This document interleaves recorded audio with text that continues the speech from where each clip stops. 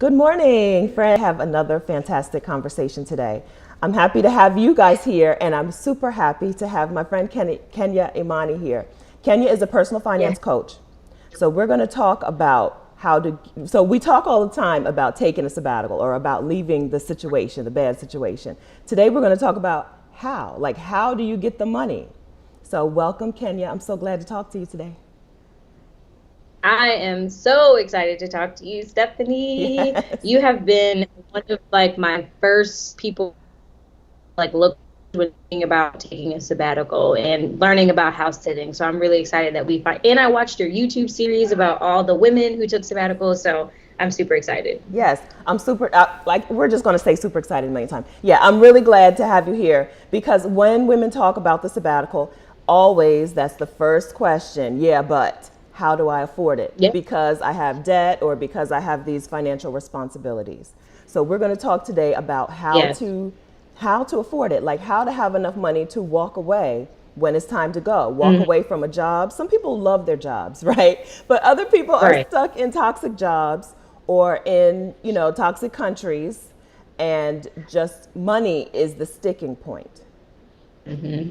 Right now, you're in the process of saving a massive amount of money or like paying, I guess right now you're in the process of paying off a good amount of debt. Yeah. So how I even got to become a personal finance coach as well as get on my sabbatical is I decided I wanted to travel the world, but I had about $15,000 in credit card debt. And I was like, I don't want to be abroad worried about these credit card companies. So I went on my own personal finance journey to finally get out of credit card debt because this debt had been revolving, Yeah. so I could travel the world. And so at the end of this month, I will be completely credit card debt free, which I'm super Wow. excited. The, Yeah. the end of this month. Yes, the end of this month, it is going to be gone. And then next month, I will be moving and taking my forever sabbatical. Okay, hold on. So did COVID speed up your debt payoff? Because you Absolutely. earlier, I remember you talking about it and it was going to be like later in the year. Yes, yes. I wanted it to be it started with spring 2021 and then it moved up to December Uh-huh. and then COVID, saving money, getting that stimulus check, also getting a roommate and having my business has really sped up the process. Funny enough, because COVID has canceled a lot of things, Yeah, but for me it has sped up some things. yeah, yeah. It's weird when you are like prospering during troubling times. It's a weird feeling. Very weird. Yeah. Yeah. Well, congratulations. That's amazing. Everybody in the chat saying congratulations. Hi, Deborah Gittens. Hi, Janice. Hi, hey, Adrian. Yeah. Deborah also says, I just want to be free to travel the world. That's right. Like, so tell us about a little bit about your plan then, about your sabbatical, or Yeah. it's not a sabbatical, your like exit plan. Yes, exit plan is a great way. So at first, I think another reason why the plan was so far out is because I was like, I need to save $20,000. And I talked to a woman who was on your YouTube series, and I told her my number, and she was like, you don't really need that much. And I was like, okay, maybe 15,000. So I was like, okay with that. But then between like my personal finance journey and, getting into budgeting and lowering my expenses at this moment in the United States, I can live off $1,000 a month. Oh, And so, and I know even with that money going abroad, I can live better for the same amount or for cheaper. And so I determined, with what my expenses are now and did some cost of living research with the Earth Awaits and Numbeo. I determined that, okay, 1,000, even as far as 1,500 is more than enough a month. So that's how I created my number of wanting to leave with about 12,000, 12 to $15,000. In between selling my car, saving my money, getting my vacation payout, that will be achieved. So yeah, it's a lot. And that's now I don't have to amazing. worry about paying any credit card bills. And my student loans are already really low. And my business is doing well. So I'm not going to be living off my business monies. I'll be living off my savings until that runs out. And then hopefully the business will be even bigger and making money. That's right. Because when we start talking about leaving long term, you actually can can do it on less money than it takes to take a sabbatical, because you're going to start making money at some point, right? And like I don't plan to come back, so like I'm not paying for a storage unit or to keep my stuff anywhere. Or I know a lot of people who do plan to come back, they want kind of like an emergency fund, or even a recalibration fund or Yeah, whatever when to they do get re-enter. back to the States. Yeah. A re-entry fund, yeah, which is very smart to do. But I don't really need that because I don't plan on coming back to live, to Right. visit, of course. Yeah, yeah. Where do you plan to go? So it has been a journey figuring that out. And honestly, Stephanie, tell your audience they're the first people in social media to know. Okay. Actually, I'm not gonna tell. I'm not gonna tell them. I'm not gonna tell them. But Okay. it's a great thing. So I do want to go to. I wanted to go to Asia, and I was gung ho about getting to Thailand. And with COVID-19 and the borders, I know they're supposedly opening August 1 to tourists, but I have a cat. So I really just didn't feel like having to go through all that paperwork in the time of COVID. And also, what if the paperwork is not done in time when I want to leave? And so I have decided upon a closer, more tropical, well, it's still tropical location that I absolutely love and adore for a very long time. And I can't wait to tell everybody when I get there next month. And you're taking your cat with you? I am absolutely taking my cat with me. Oh, That was another decision that came into play. And I actually asked Sheeta from Sheeta on the Loose, because, she had a dog. How did she feel about that? And her dog is bigger than obviously my cat. So she was like, if she had a smaller pet, she would keep it. And honestly, from that conversation, I was like, okay, I can't live my life without him. He's coming with me, and I'll make the sacrifice. So kind of doing his vet paperwork has been an expense. But yes, he's coming with me. Yeah. So people in the chat, hi guys, hi Rhonda. Yeah. So traveling with a pet is it's more challenging than I think people even think it is. Yeah, because in some countries you have to have just a crazy amount of paperwork. Some countries make you quarantine when you first get there, or quarantine the pet when they first get there, like quarantined at the airport in like a storage room, or So it's a scary situation. We know that Adelia from Picky Girl Travels is in a difficult situation right now. She's leaving China with her dog, and she's having a hard time finding a flight that will let them go. Exactly. Yeah, so it's a challenge, but that's very sweet that you're taking your kitty with you. What's your cat's name? Pontiac. Oh, that's so like the car. I adopted him in Michigan, and there's a Pontiac, Michigan, and that was his name when I adopted him, and he knows it, and so he's a cool cat. That's good. That's good. Cats are great company. So sneak spoiler alert. Kenya was on the Black Women Channel, the Black Women Travel podcast with Wanda. Wanda is an interviewer whose interview skills are on 10. So I'm going to link to that particular podcast episode in the chat and in the description. So so Wanda talked a little bit about I don't know, I forgot where I was going with that, but yeah, I forgot where I was going while I was talking and dropping the link. I totally forgot what I was going to say, but anyway, there's a link to that. It was a great interview. Wanda definitely, I was saying on Facebook, it's more than just travel. It's really what makes us Black women, able to, step into our freedom and step into the world. And it's an amazing podcast. And she just recently did an episode on herself, which was amazing. Oh, okay. I haven't listened to it yet. Okay. Yeah, I can't wait. Yeah, she's great. She can, her conversations are wonderful. I think pretty much everybody who's here today has already subscribed. Some of the ladies, hi Dana, some of the ladies are even in her group. I know Dana's in her Facebook group.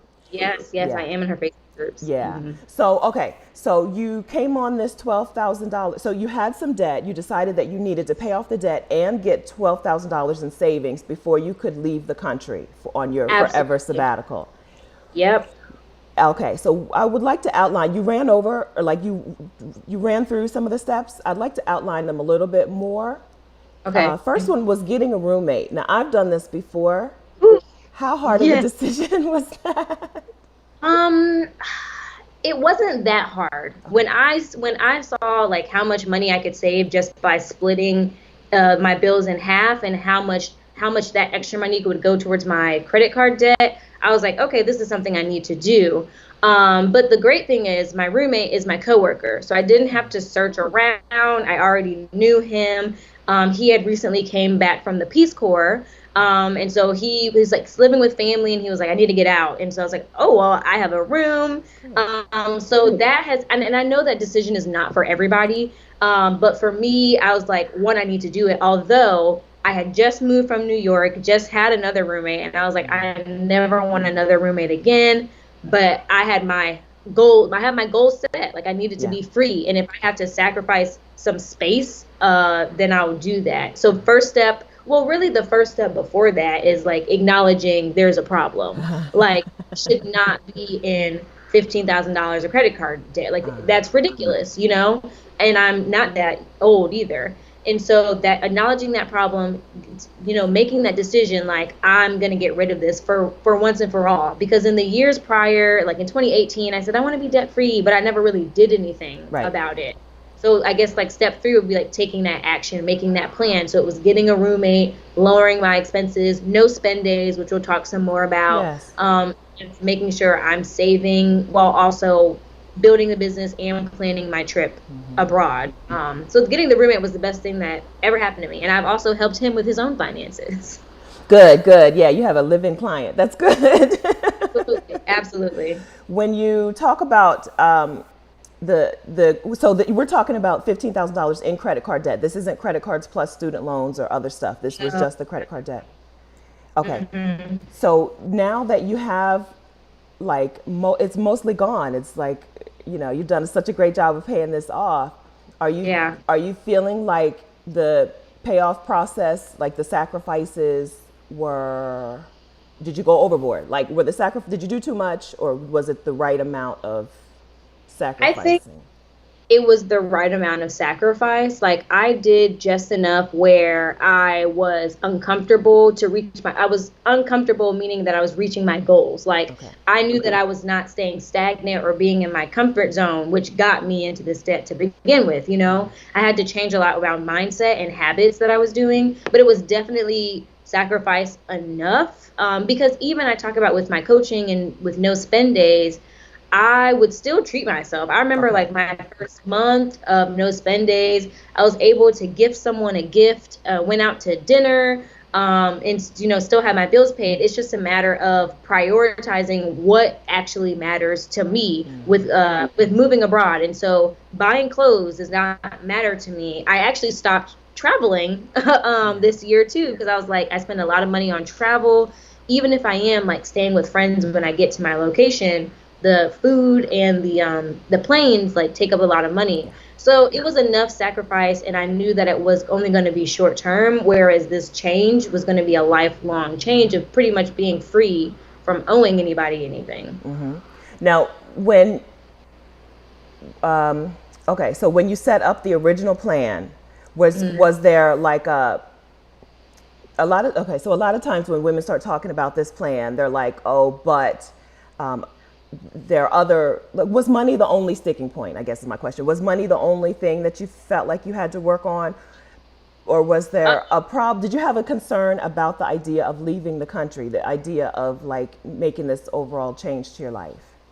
Right. I definitely had a fear of, can I do it? And honestly, connecting with folks, doing the research of Black women who have done it before me, helped me quell those fears of, oh yeah, I can definitely do this. You know, I don't have to learn all the languages. I mean, I want to learn some of them, but like, I don't have to be fluent. You know, I don't have to be with someone, because I've solo traveled before. So I talk about that in my episode on Black women travel. I've had a lot of anxiety around being lonely, and I know that you and Sheeta have kind of talked about that, dealing with that while you're abroad. I had a fear that I will get scared and come back home. But honestly, hearing you all's stories has helped tremendously and has shown me you really just have to do it. Like if you have that, you know, that calling, that passion, you just have to make the plan and do it. Like, don't even think twice. It's like kind of diving into a pool. And everything will work out just fine. That's where I was going. Now I remember. You were talking on her podcast about being afraid of being lonely. Your cat is going to help with that. Your cat is going to help with that more than you know. That's one of the things I Yeah. like about being a house sitter. Like, there's pets Mhm. here. I'm not that lonely. Even though I'm in a house sit right now in New Orleans, and these cats don't really care about me at all. I love that. I love that. They're like, whatever, just feed us and then go on about your day.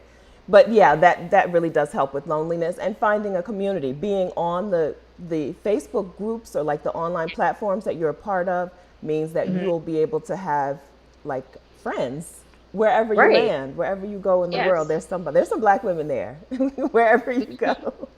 There are definitely, there are definitely black women there, and a lot of the locations that I was considering, it's black women approved. I will Yes. say, like women verified, like Chiang Mai, Mexico City, Vietnam, Bali. Like people have been, black women have been there, and I'm like, okay, they could do it. I can do it too. You know? That's right. Now, you said that you had to change your relationship with money in order to be able to be okay with Yes. with doing this. What? Yeah. Yeah, go ahead. I was gonna say I wrote a letter to money. And I got inspired to do that by reading the book You're a Badass at Making Money by Jen Sincero. And I wrote my letter to money, and the things that came up for me was like I never felt that I could depend on money. So I've had a pretty positive relationship in the sense that I'm gonna spend my money on what matters to me. I do know that. Like I'm never, if my family needs it or if there's an experience I want to have, I'll spend it. But the relationship I did have is I feel like when you get money, sometimes you don't think that it's going to stay, so Yeah. you spend it. And you kind of get into this self-fulfilling prophecy of, oh, it's not going to stay anyway, spend, spend, spend.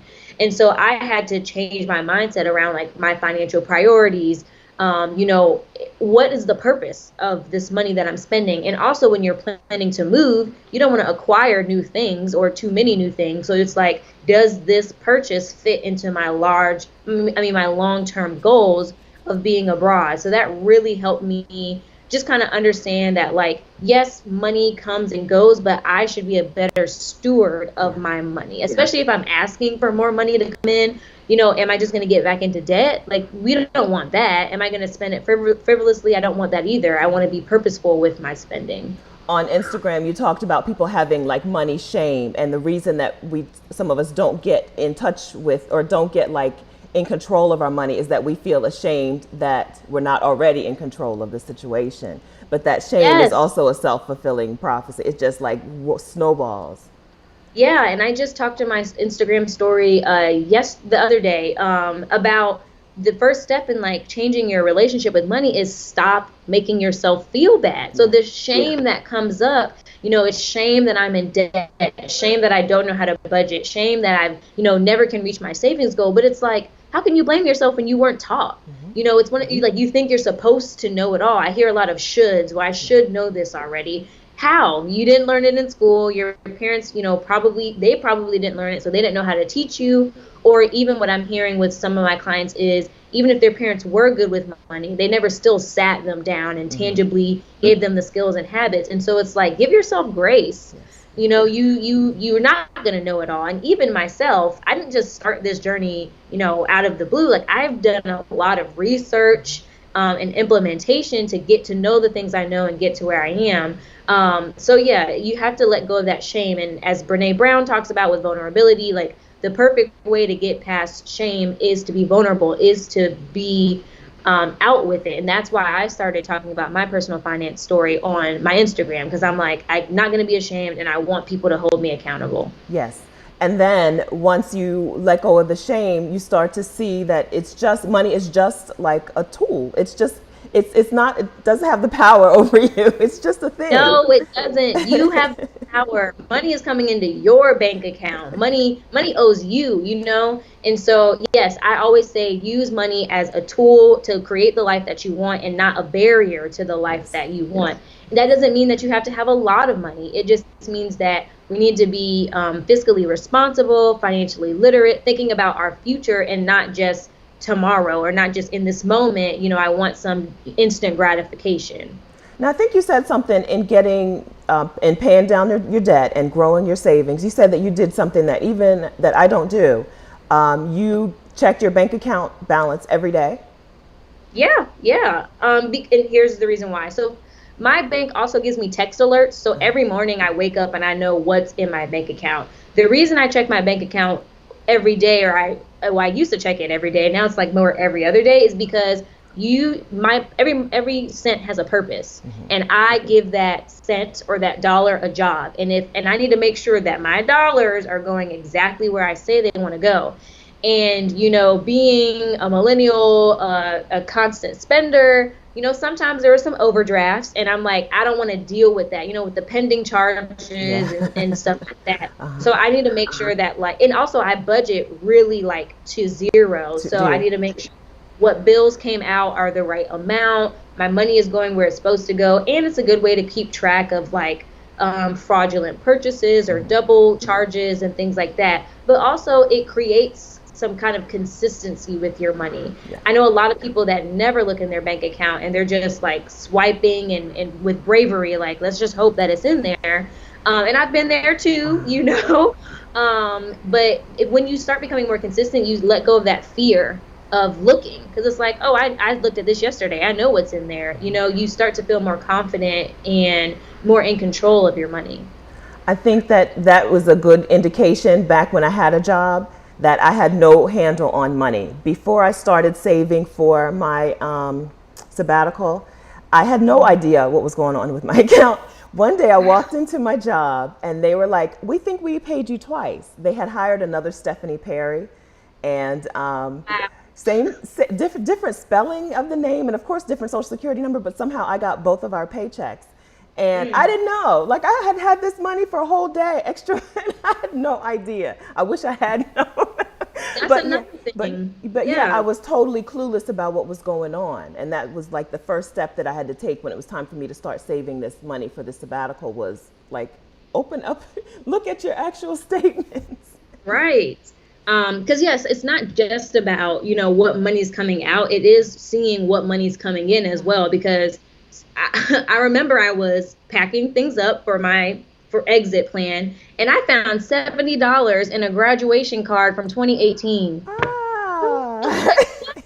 And so yes, it's also keeping track of money coming in, because you could have been like, what, look at this blessing, I'm about to go shop or something. Like, I'm glad that you didn't. But yeah, you need to, as you let go of that shame and let go of that fear, you also start to appreciate and look forward to money coming in as well. Like, I love payday so much, not because I'm getting money and like, oh, someone paid me, but because I'm like, I can pay my bills, I'm stocking my savings, and I have money for myself. I just love payday.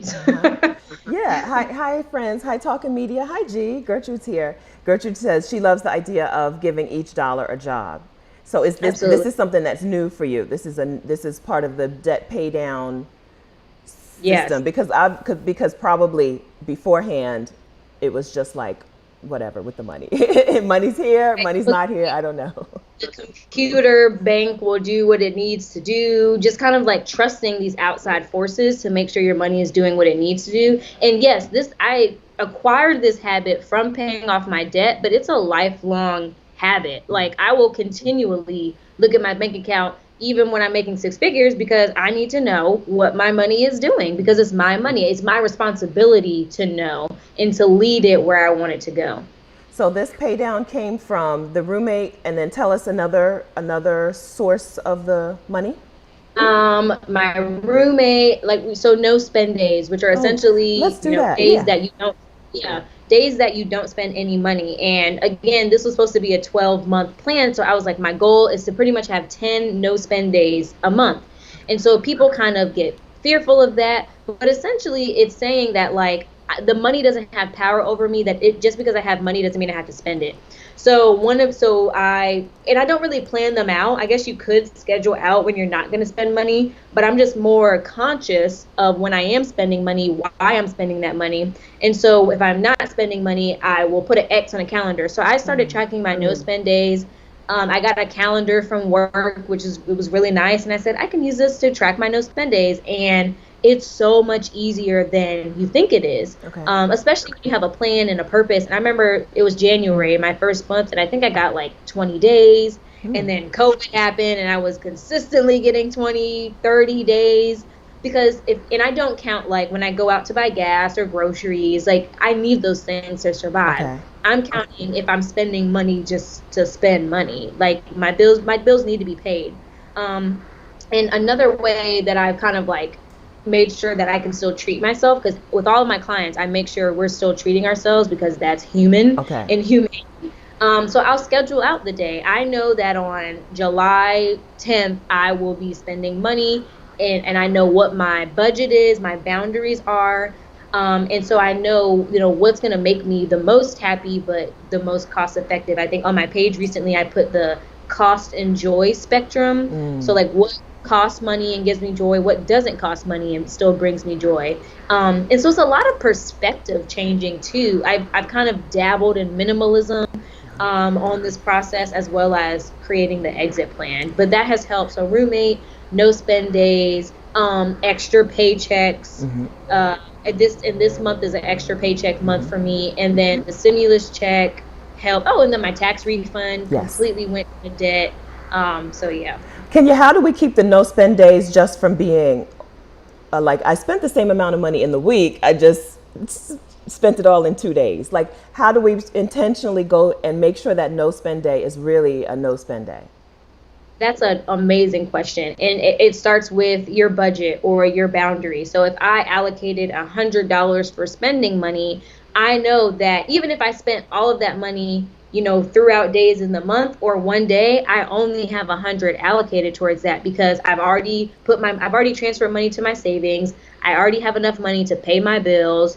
Yeah, and to pay down debt. So it's like one of my earliest clients asked me that same question. And it's, again, about the power. Because when you say to yourself, okay, well, then I'm just going to blow it all in one day so I can have 29 no spend days, you're still giving money that power to say, well, I'm here, spend me. When it's not like that. It's, again, you have the power over your money to say, I don't have to spend this if I don't want to. I don't have to spend all this money today. So, yeah. And then having the power over the money gives you power over your life, right? So now, Absolutely. Yes. so we're talking about several months of effort from you is about to change what your whole life looks like.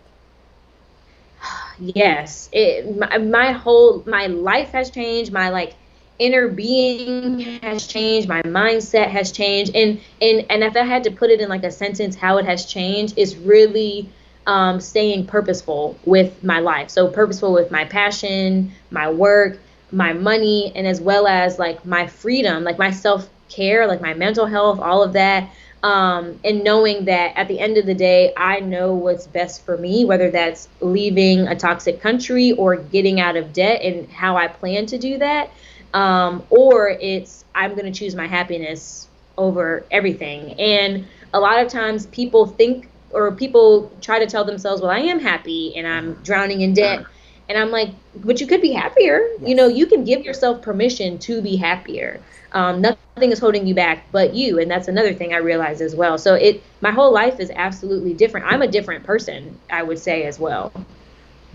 So what do you think is going to be like your life when you move to country X, which is unnamed? What's going to look so different about your life?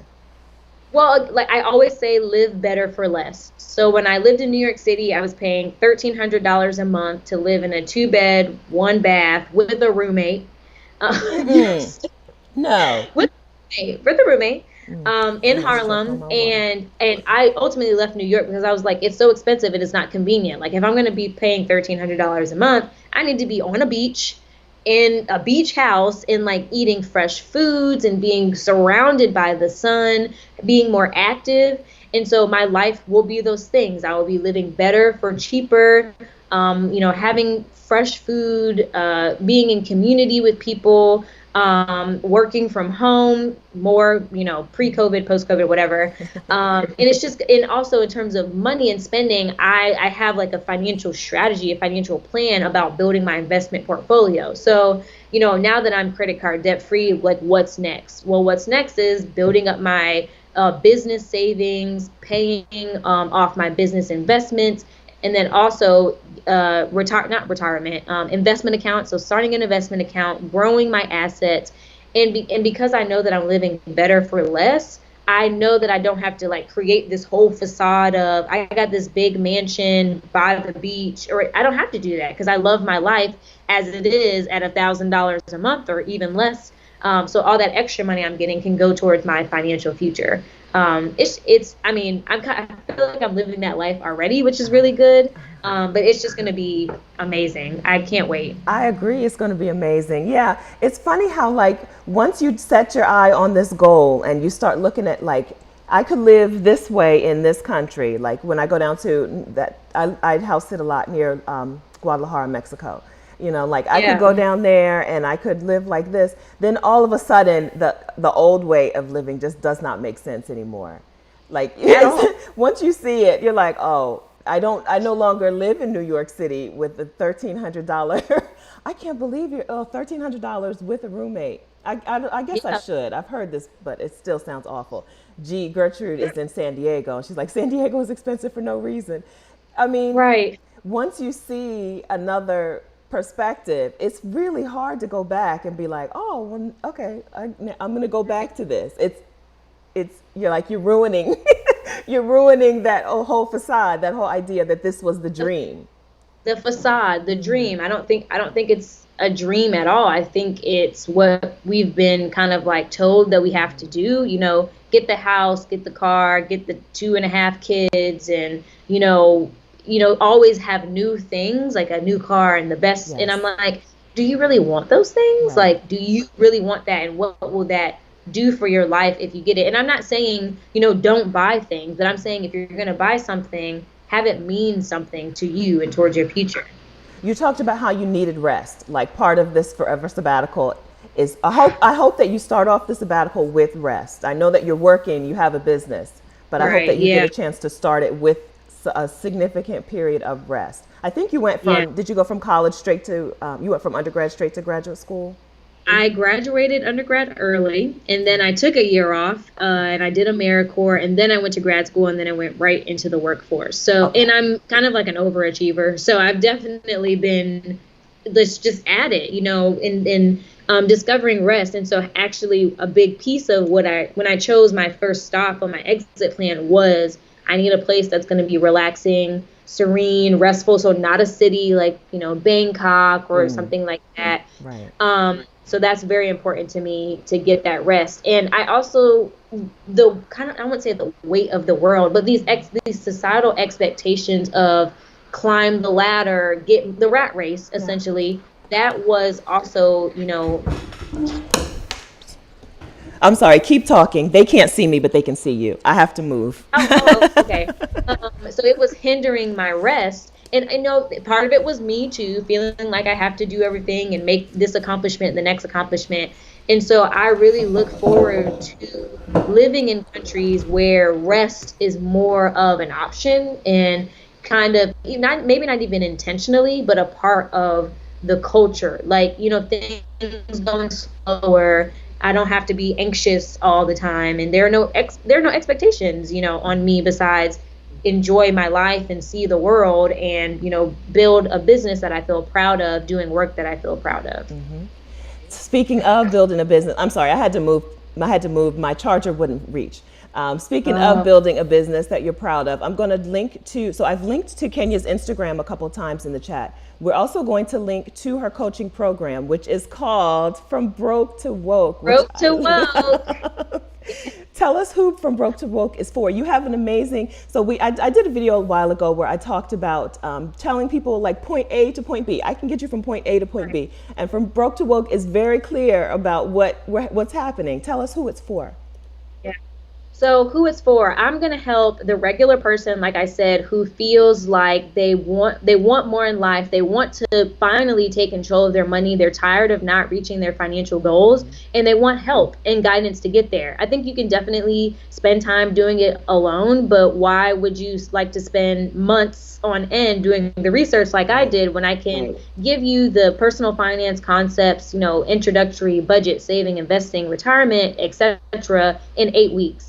And so, and then also be in community, do it with someone that you relate to, that looks like you, that has definitely more than likely been where you've been on your financial journey. And so that's who it is for, but it's also for, the people who are trying to become financially secure and move abroad. Because again, I'm in that right now, and I want to help them make the best decisions financially so that they can get out.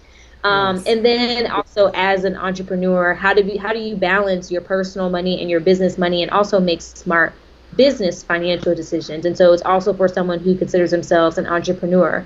So you could be a traveler, you could be an entrepreneur, but at the end of the day, you're just a regular person just like us that wants to feel more in control, have more freedom, have more choice, and money literally makes the world go round. So why not start with your money? Because it impacts everything. It impacts your mental health, your relationship, your professional capacity, and also it impacts our ability to achieve our goals. There are a lot of people that they want to move abroad, but they don't think they can because they don't think they can afford it or whatever. So Broke to Woke 101, we're going to get woke about your money so that you never, ever have to say or feel like you're broke again. You'll be able to teach other people the things that you've learned. And I'm just super, super excited about it. My background is in education, so being able to be in a group setting with people talking about something that I love, I'm really excited about.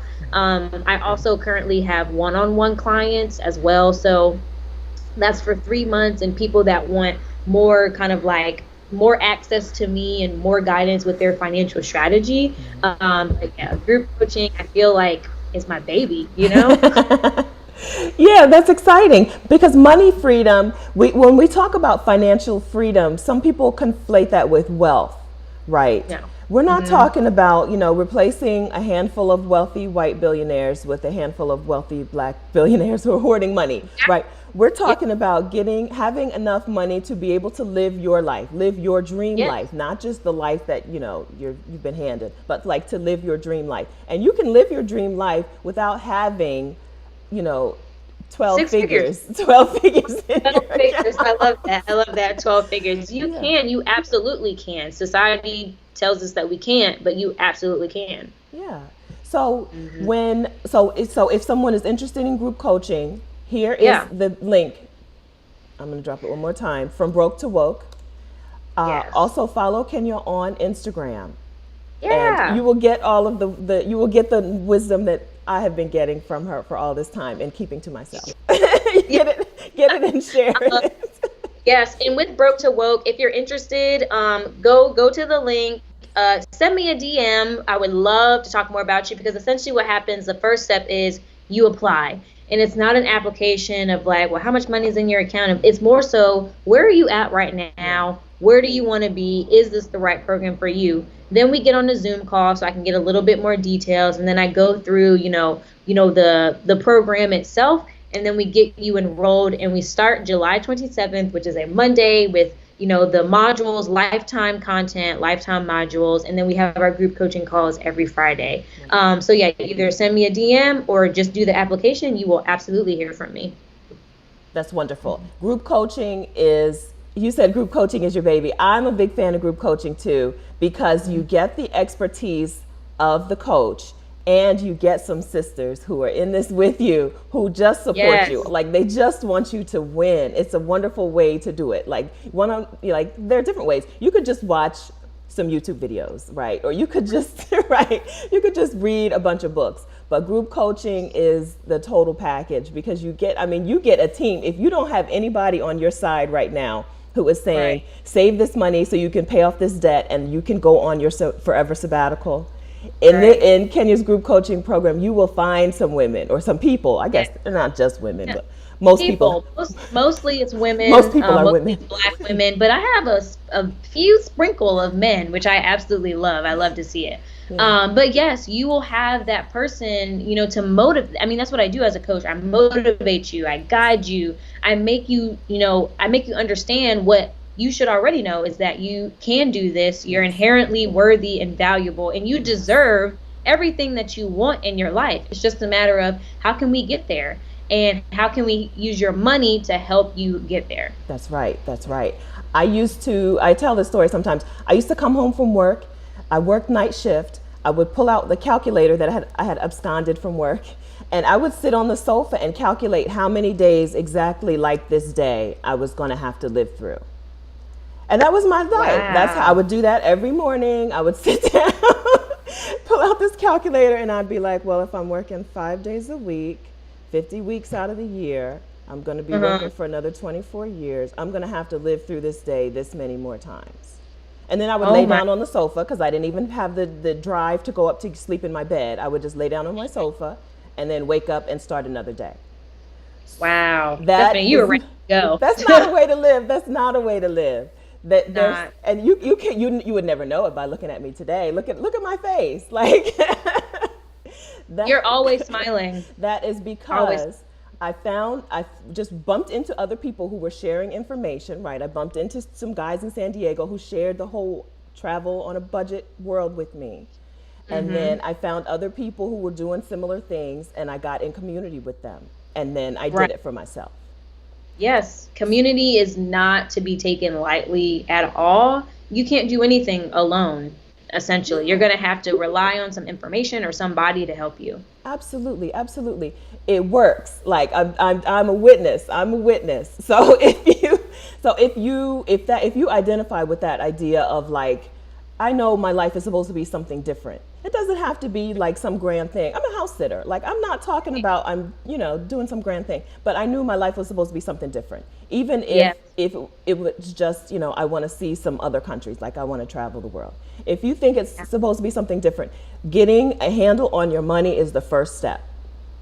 It It, it, changes everything. It opens up the it world. changes everything. Yes, it literally opens up the world. Open up your bank account, you open up the world. And so, yeah, I love that you said that my life should be different because I always say, like, if you want more out of life, but yes, if you believe that your life should be different, that what you're living is not what your calling is, it's time for you to start looking at get a really good look at your money because there may be something missing or there may be that something that could be better with your money to get you to where you want to go. Because essentially, if I never ever would have gotten my money right, I probably would not have left. If I had got my money right in 2018, I would have been gone.